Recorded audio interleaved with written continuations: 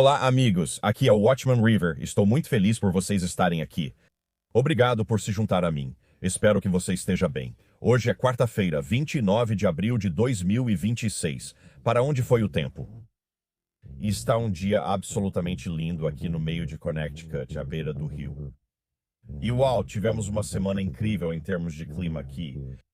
Mas enfim, eu tinha uma plateia no estúdio antes de apertar gravar. Tinha uma plateia no estúdio. Tinham pássaros.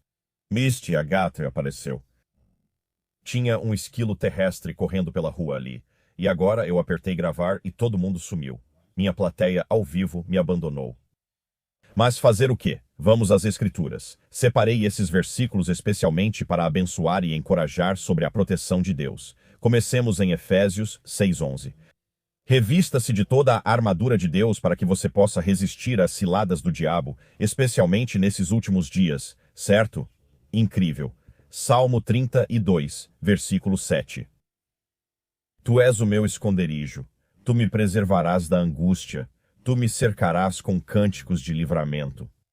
Eu amo esse versículo. Salmo 46, versículo 1. Deus é o nosso refúgio e fortaleza, socorro bem presente na angústia. Vamos passar para Deuteronômio 31, versículo 6. Sejam fortes e corajosos, não tenham medo, nem fiquem assustados com eles.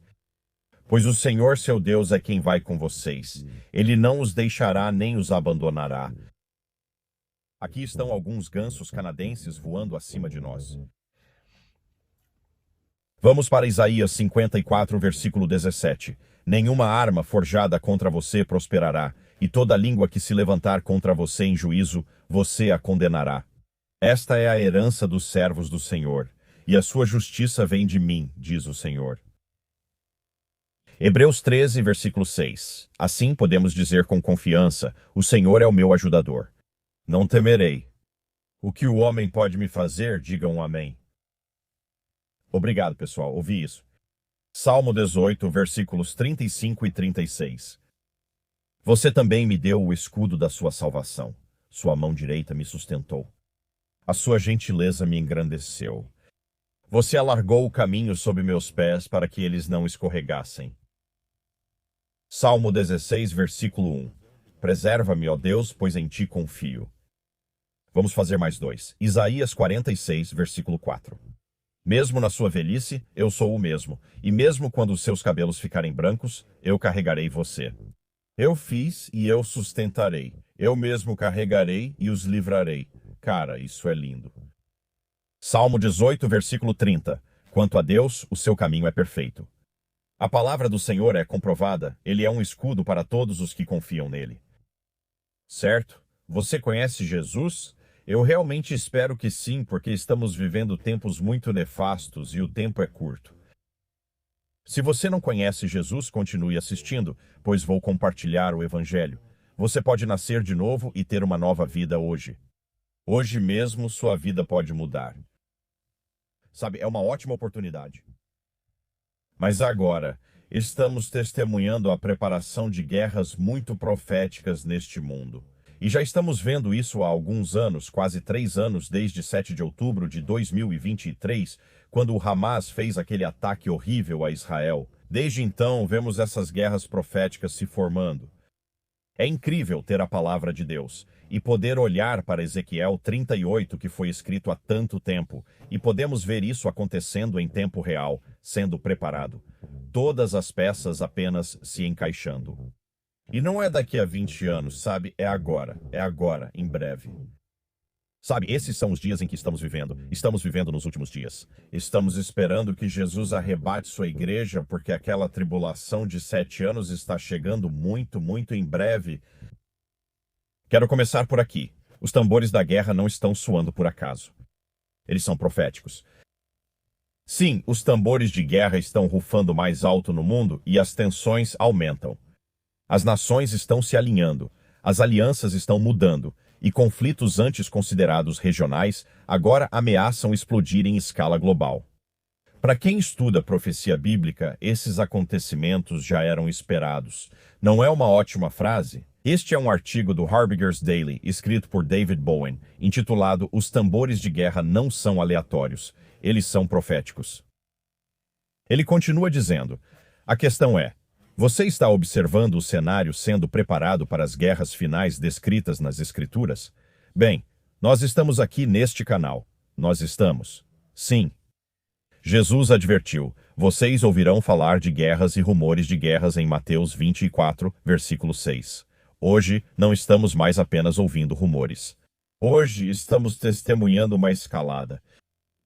Vemos isso através das tensões no Oriente Médio envolvendo Israel e Irã, disputas de poder globais entre superpotências, aumento de forças militares e mudanças de alianças. Isso não é aleatório, isso é uma convergência surpreendente. Amém, irmão, você está absolutamente certo. Zacarias 12, versículo 3, adverte que Deus fará de Jerusalém uma pedra muito pesada para todos os povos. Israel continua sendo o epicentro. É o foco global constante dos líderes mundiais na ONU, nos campi universitários e na mídia. O Estado judeu está cercado por hostilidade, conflitos políticos e espirituais, e o antissemitismo está surgindo em um ritmo cada vez maior. Isso realmente me surpreende. Não deveria, mas ainda me deixa perplexo, principalmente com algumas pessoas que se tornaram antissemitas, algo que eu nunca imaginei. Sabe, o Tucker Carlson, por exemplo, eu nunca imaginei isso. Sabe até onde a pessoa pode chegar. E você fica estranho. Se você se torna antissemita, vai acabar seguindo um caminho que te deixa realmente estranho. Você começará a agir de forma estranha por ir contra o Deus Altíssimo. Sempre preciso dizer, isso não quer dizer que idolatramos o governo judeu, o governo israelense. Isso não quer dizer que judeus não precisem de Jesus. Todos precisamos de Jesus. Precisamos crer. Mas uau, se você seguir por esse caminho, esse é um caminho perigoso para seguir, e você começa a ficar realmente estranho. Ezequiel 38 descreve uma coalizão se formando contra Israel. Elementos-chave hoje tornam isso inegável, incluindo uma Israel restaurada desde 1948 nações identificáveis dentro dessa profecia se alinhando e uma cooperação crescente entre os adversários. O que era profecia agora está se formando em tempo real. E em Mateus 24, versículo 4, Jesus afirmou: cuidem para que ninguém os engane. O engano moderno está em toda parte. Conteúdo gerado por IA, deepfakes e narrativas controladas estão por toda parte. A própria verdade está sob ataque. É tentar encontrar a verdade. Sabe, quando comecei a fazer esses vídeos e a pesquisar todo dia para trazer as notícias, eu conseguia verificar as coisas bem rápido. Estou te dizendo, 4 anos depois, meu Deus, não é fácil. Tem tanta mentira misturada com um pouco de verdade, e muitas vezes é realmente difícil encontrar o que é fato no meio de tudo o que está acontecendo. Jesus nos alertou, não se deixem enganar, cuidado! A guerra final descrita na palavra de Deus não termina com incerteza, ela termina com vitória. O mundo vê caos, mas aqueles que conhecem as Escrituras veem alinhamento, isso é ótimo. Os tambores de guerra não são aleatórios, são proféticos. Enquanto as nações se preparam para o conflito, os crentes se preparam para a eternidade. Amém. Isso é ótimo. Vou parar por aqui. O artigo tem muito mais, deixo o link na descrição se lembrar. Se não, alguém comenta e me lembra. Mas eu vou fazer o meu melhor. Isso é algo que o Boba News do Telegram disse ontem sobre coisas proféticas. Ele disse, alerta profético. Oman se posiciona ao lado do Irã, e Ezequiel 38 está observando. Ele disse, algo discretamente histórico aconteceu em Jeddah, na Arábia Saudita, e a maioria não percebeu. Na cúpula consultiva do CCG hoje, o príncipe herdeiro saudita Bin Salman cumprimentou os líderes do Catar, Bahrein, Kuwait e dos Emirados Árabes Unidos. Mas Oman estava notavelmente ausente. Nenhum representante foi cumprimentado, nem houve menção na agência de notícias estatal de Oman. A maioria dos que acompanham as profecias foca nas principais nações que invadem Israel em Ezequiel 38 Gog e Magog, Rússia, Pérsia, que é o Irã, Líbia, Etiópia e Turquia. Mas há um grupo de nações no versículo 13 que protesta.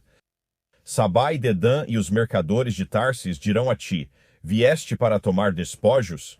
E isso está em Ezequiel 38, versículo 13. Muitos estudiosos acreditam que Sabá e Dedã representam a moderna Península Arábica, Arábia Saudita, Iêmen, Omã e os estados do Golfo, incluindo Kuwait e os Emirados Árabes Unidos. Crucialmente, essas nações não fazem parte da coalizão invasora. Sabá e Dedã são descritos como nações árabes relativamente periféricas que não se juntarão à coalizão ou confederação anti-Israel. Eles são apenas espectadores protestando à margem. Em outras palavras, os estados do Golfo continuarão a se separar do bloco do Irã e não vão se juntar ao que está por vir. E estamos vendo isso agora. Estamos vendo esses estados do Golfo meio que se afastando do Irã, exceto Omã, mas os outros sim. E isso está se alinhando com Ezequiel 38. Agora, eu acredito que Ezequiel 38 acontece bem dentro da tribulação, talvez até no final dela. Mas tudo está se encaixando, todos estão se posicionando. Isso mostra o quão próximos estamos do arrebatamento pré-tribulação. E Buba terminou dizendo que o que acabamos de ver em Judá parece que essa separação começou a acontecer em tempo real. Sim, está bem diante dos nossos olhos. É impressionante. Enquanto isso, o Estreito de Hormuz segue complicado. Ontem, os preços do petróleo subiram acima de $1 por barril. E Amir Tsarfati, ao falar sobre o Irã e seu petróleo, disse que o Irã está burlando as sanções americanas. Eles estão transferindo petróleo para a China por terra via ferrovia. Uau! O plano reduz o tempo para 15 dias em vez de 40 dias pelo mar. O Irã pretende mais de 2 milhões de barris por dia e contorna a supervisão da Marinha Americana. Bem, tenho a sensação de que isso pode não durar muito, mas vamos ver. Sabe, ainda estamos de olho na usina nuclear de Bushehr, que pode ser atingida. A radiação pode se espalhar. Não sei se vai ser, mas acho que o arco de Elão ainda não está totalmente quebrado, Jeremias 49. Acredito que veremos isso antes do arrebatamento, sinceramente. Buba também disse isso. Buba disse que os Emirados Árabes Unidos, o terceiro maior produtor de petróleo da OPEP, anunciaram que vão sair da OPEP a partir de 1º de maio. Isso é o que, sexta-feira? Isso é uma grande notícia para o governo Trump. Ao se retirar da OPEP, os Emirados Árabes Unidos não seguem mais as diretrizes de produção de petróleo da OPEP. Eles podem produzir tanto petróleo quanto quiserem. Eles não estão sujeitos a cotas. Isso permitirá maior produção dos Emirados Árabes Unidos, receitas estatais mais altas e pressão para queda nos preços globais do petróleo. Enquanto isso, o Irã está ficando sem lugares para armazenar seu petróleo. Falamos sobre isso ontem, em meio ao bloqueio dos Estados Unidos no Estreito de Hormuz, restando apenas de 12 a 22 dias de capacidade de armazenamento não utilizada, segundo a Bloomberg. Como resultado, o Irã pode em breve precisar reduzir ou interromper mais 1,5 milhão de barris por dia na produção de petróleo. Boa parte das exportações de petróleo iraniano ia para países asiáticos, que já enfrentam a pior crise energética de sua história. A crise energética da Ásia vai se intensificar ainda mais em breve. Eu acredito que a crise energética mundial vai continuar se intensificando. Ontem, o presidente Trump instruiu seus assessores a se prepararem para um bloqueio prolongado do Irã, não permitindo que seus navios deixem o porto e mandando-os de volta caso tentem sair. Sabe, há muitos problemas à frente, mas não me preocupo porque conheço o Rei dos Reis e o Senhor dos Senhores. E espero que você conheça também. Não me preocupo com isso. Se isso te deixar nervoso, pause o vídeo e pegue um lanche pra gente. Certo? Ultimamente, sabe, eu fui ao Texas Roadhouse e eles têm esses sacos de amendoim. E eu adoro amendoim na casca, salgado e gostoso.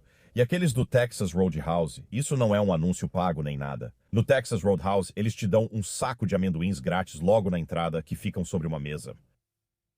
Levei eles para casa e comi ontem à noite. É isso que eu quero mais daqueles amendoins.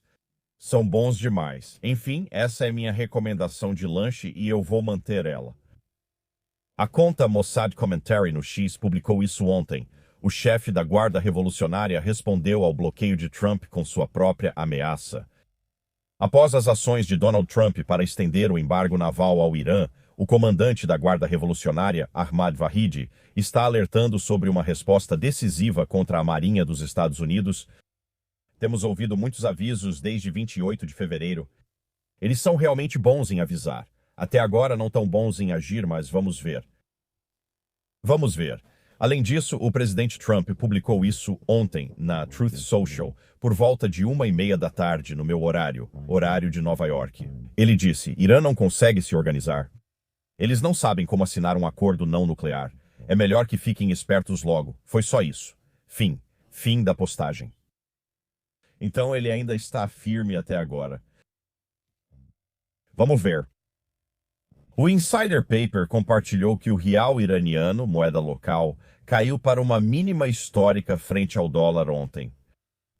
Segundo sites de monitoramento de moedas, o bloqueio naval dos Estados Unidos aos portos do país continua. No mercado negro, o real estava sendo negociado a cerca de 1.800.000 por dólar americano. Você consegue imaginar? 1.800.000. Era 1.700.000 antes da guerra começar. Agora são 1.800.000. No Irã, só milionários conseguem comprar uma barra de sneakers. Hoje em dia, só sendo multimilionário para comprar uma barra de sneakers, imagina só. É uma loucura. Além disso, o presidente Trump disse que o chanceler alemão Fred Merz, acho que é Frederick ou Friedrich Merz, mas eu gosto de chamá-lo de Fred Merz. Ele acha normal o Irã ter arma nuclear, afirmou Trump. Se o Irã tivesse uma, o mundo seria refém. Não surpreende a situação ruim da Alemanha. Ele falou isso na True Social Network. Falando do Fred Merz, você sabe, o Open Source Intel no X enviou isso. O novo porta-voz do exército iraniano disse: Não consideramos que a guerra acabou. O que aconteceu foi apenas silêncio no campo de batalha. Estamos preparados para uma guerra longa. Eles têm se reunido bastante com Rússia e China e planejam algo lá. E eu acho que isso é profético. E, sinceramente, acho que estamos vivendo os últimos dias, pessoal. Acho que vocês sabem que eu acho, que vocês sabem que eu acho, que eu sei o que eu sou.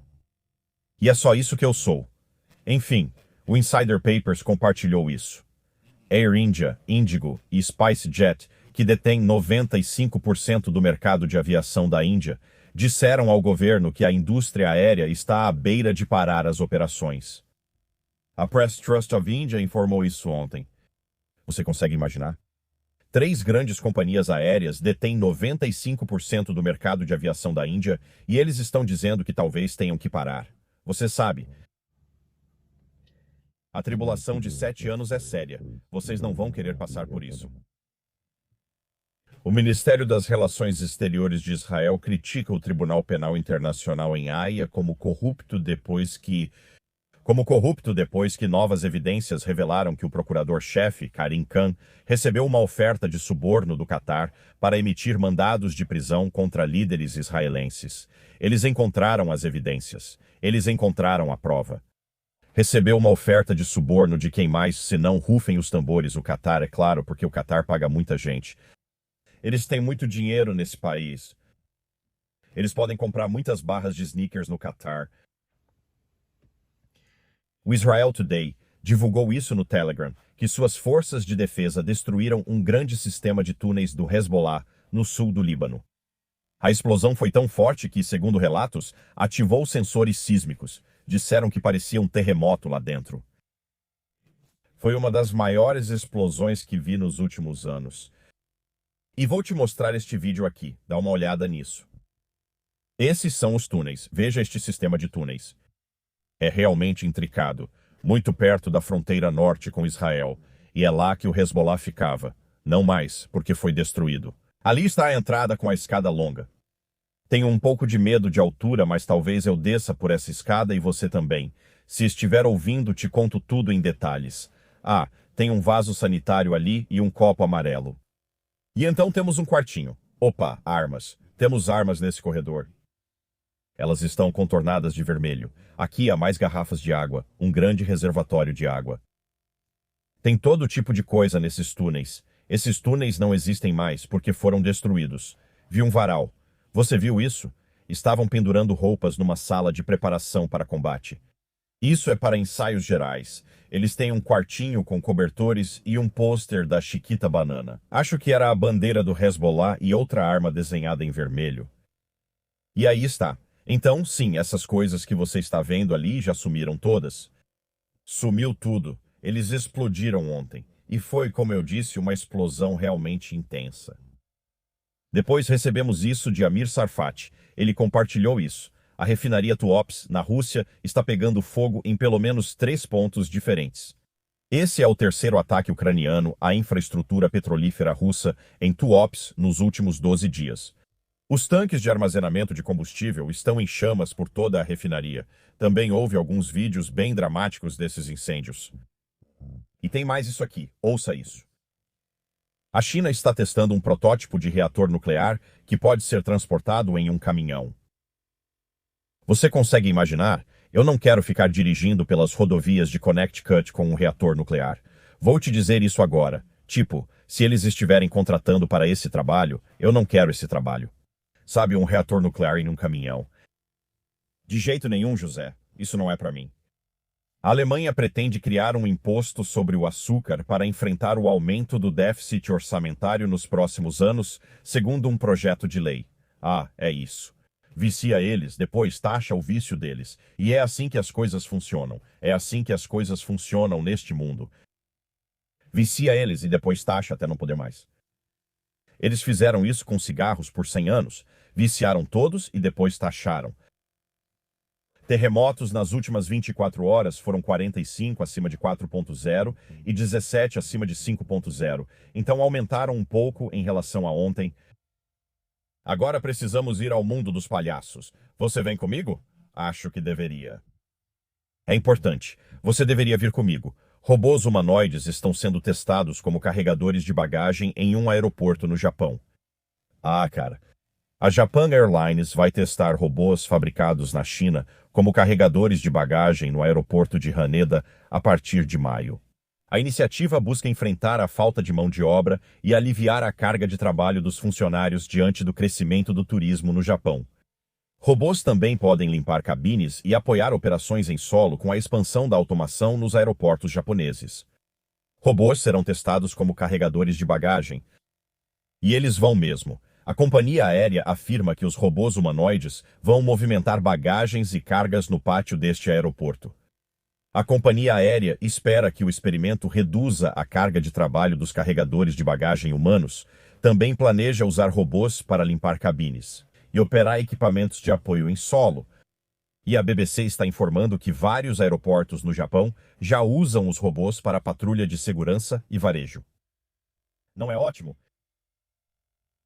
Preciso dizer, se extraviarem minha bagagem quando eu estiver viajando de avião, prefiro que seja por um humano com quem eu possa me irritar, não por um robô. O que eu faria com ele? Sabe, esse é só um humor bobo porque eu não fico irritado com essas coisas. Mas sabe, eu só não quero robô. Larga minha bagagem. Tá bom, me deixa em paz. Vai embora. Eu ia dizer, vai lanchar. Eles não comem. Vai tropeçar em algo, tá bom. Saia pela esquerda do palco. Enfim, tudo bem. Que tal reler alguns comentários do dia? Tudo bem. Hoje eu recebi alguns bons. Larry, petróleo, guerra e a tribulação de 7 anos. De forma alguma, prefiro o súbito desaparecimento da igreja da face da terra em um instante. 1 aos Coríntios, capítulo 15, versículo 51, amém, irmão. Esse é o nosso futuro. Se você conhece Jesus de verdade... Pati, isso é exatamente o caso dos fazendeiros. Conversamos sobre a falta de fertilizantes e os problemas causados pela seca no celeiro dos Estados Unidos, como discutido ontem. Pati comentou, isso é verdade sobre os fazendeiros. Meu melhor amigo tem uma fazenda e os campos de feno não crescem bem sem chuva. Eles gastaram milhares de dólares apenas com fertilizante para a fazenda. É um grande problema. Eu acho que isso leva à tribulação de 7 anos. Acho que já estamos tão avançados assim. Sinceramente, eu acho mesmo.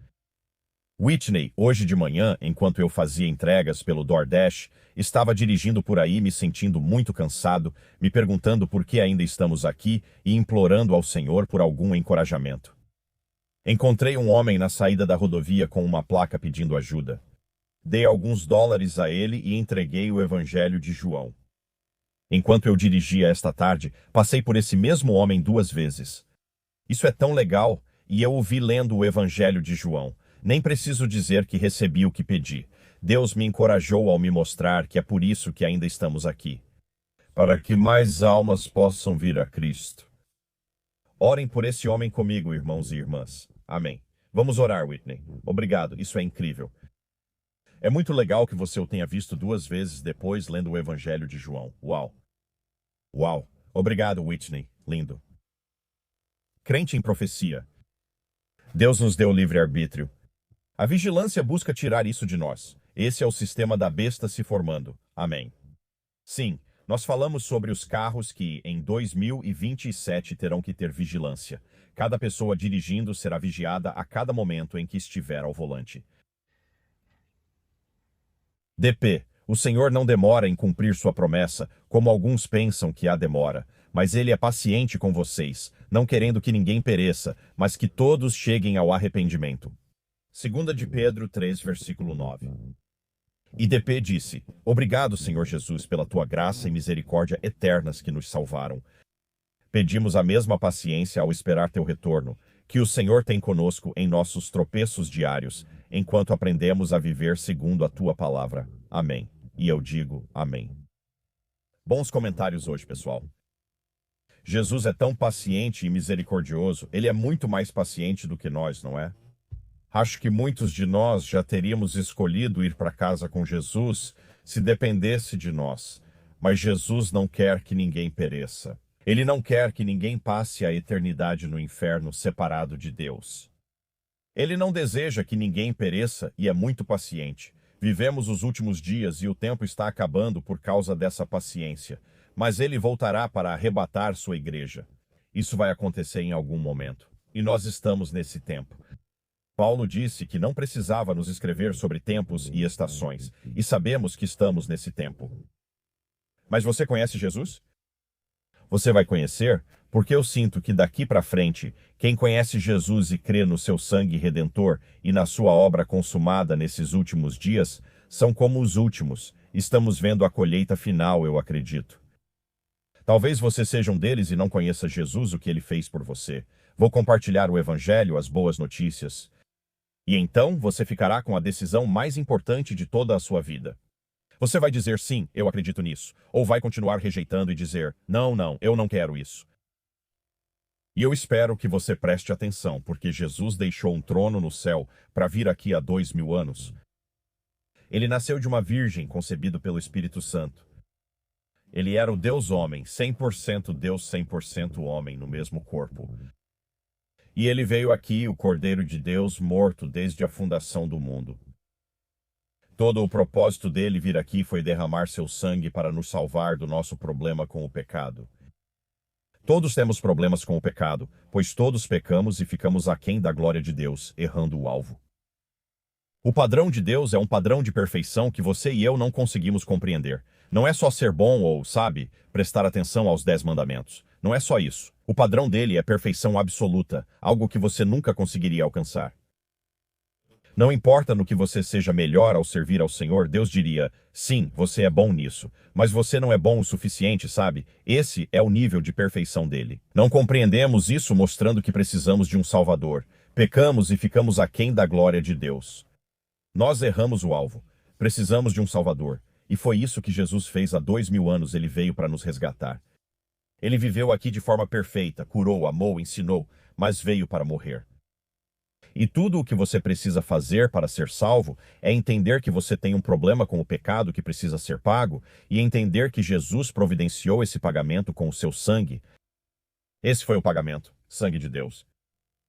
Quando você diz a Jesus que admite ser pecador, reconheço que não sou perfeito, penso coisas estranhas e já me envergonhei de atitudes. Agora eu creio que o sangue que você derramou vai me lavar e me deixar branco como a neve, vai remover completamente o meu problema com o pecado, incluindo pecados passados, pecados presentes e, sim, pecados futuros. Jesus, tenho fé nesse sangue. Com fé nele você é lavado e fica puro como a neve. Seu problema com o pecado some. E então você crê na obra consumada de Jesus na cruz. Você diz, Jesus, eu creio que você foi pregado na cruz. Você derramou seu sangue precioso, morreu, foi sepultado e ressuscitou ao 3º dia. Jesus precisa de um Salvador e você é o Salvador do mundo. E nesse momento de fé você nasce de novo. Você está pronto para o arrebatamento e selado até o dia da redenção. Ele não vai deixar você sair de suas mãos. Jesus quer passar a eternidade com você e pagou o preço por você. Se isso faz sentido para você agora, é porque ele te chama pelo Espírito dizendo: venha, quero passar a eternidade com você. Creia em mim. Confie no meu sangue expiatório e na minha obra consumada. Você já pensou que ele quer passar a eternidade com você no paraíso? E ainda preciso insistir para que as pessoas acreditem. Veja, as coisas são assim. O caminho da destruição é amplo. Muitos ouvirão isso e dirão: sou mais bom que mal e entrarei por minha bondade. É como se sua bondade não garantisse o céu. Você precisa do pagamento que foi feito. Se a sua bondade pudesse te levar para o céu, isso significaria que a minha bondade também poderia ter me levado para o céu. Isso significaria que Jesus não precisaria ter vindo aqui há 2000 anos e morrido como um criminoso, certo? Se pudéssemos fazer isso sozinhos, por que Deus enviaria seu Filho unigênito para morrer na cruz? Isso mostra que não conseguimos sozinhos. Precisamos de um Salvador, e Jesus é esse Salvador. Então essa é a decisão que resta para você, porque se você continuar dizendo não, eu sou mais bom do que mal, não quero ter que acreditar em Jesus, você vai enfrentá-lo no dia do julgamento e não haverá dúvidas. Você vai perceber: estou ajoelhado diante de Deus. Ele olhará para você e dirá: afaste-se, nunca te conheci. Isso é assustador. Compartilhe o evangelho diariamente porque não quero que você ouça essas palavras. Não consigo imaginar. Então você percebe que é tarde demais. Não há nada que eu possa fazer para reverter isso. Meu Deus. Me arrepia só de pensar. Mas, de qualquer forma, hoje de manhã, no meu momento de oração, conversei com o Senhor e orei por cada pessoa que fosse clicar neste vídeo e assisti-lo ou ouvi-lo em um podcast. Goste ou não, você foi alvo de oração hoje. Se não formos arrebatados hoje, Tom, acho que hoje é um ótimo dia para isso. Mas, se não acontecer, se Deus quiser, vejo vocês amanhã. Amo vocês.